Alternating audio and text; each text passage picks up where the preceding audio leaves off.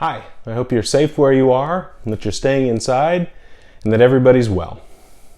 I'm Pastor Ted, and I greet you again from my home. And I have a couple of confessions. First, I don't shave unless I have to. I've been growing this for a while. It's about time to go. I'm going to shave again, but not today. The second is a little more serious. I've been struggling this week. I've been struggling because we don't get to worship in our sanctuary. I miss it.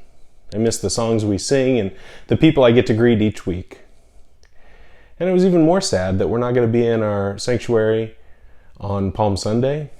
I love Palm Sunday. I love the energy the kids bring to worship. And it looks more and more like we won't be in our sanctuary on Easter, or for all of Holy Week for that matter.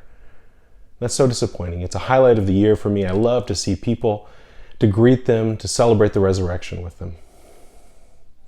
And then a verse came to mind. The Spirit does that sometimes. I remembered Jesus saying that people weren't made for the Sabbath, but Sabbath was made for people.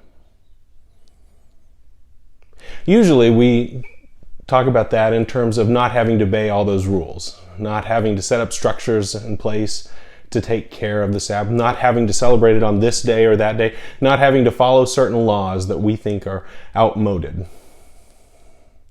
But as I began thinking about it this week, I thought of it in a new way. I've really set up and enjoyed the way Sabbath works at Wesley, the way we come together and sing our songs, the way we know when to stand up and to sit down, the way we greet one another.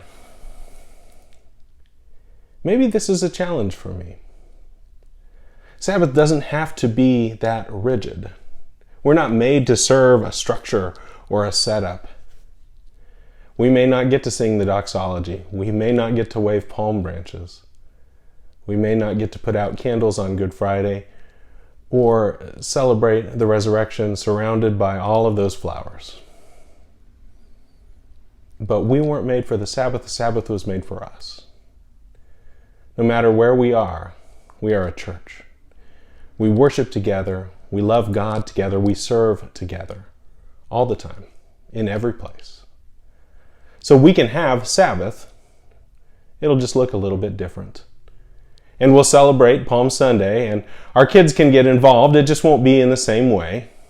And we will surely celebrate Holy Week and Easter. We'll find new ways to let the Spirit guide us in our celebrations. And it will be joyous, and it will be wonderful. And God will be in it. We weren't made to serve the Sabbath, but the Sabbath was made for us. So in this time where we're apart physically, let the Spirit bring us closer together. Let us find new ways both to worship and to serve. And may God bless us.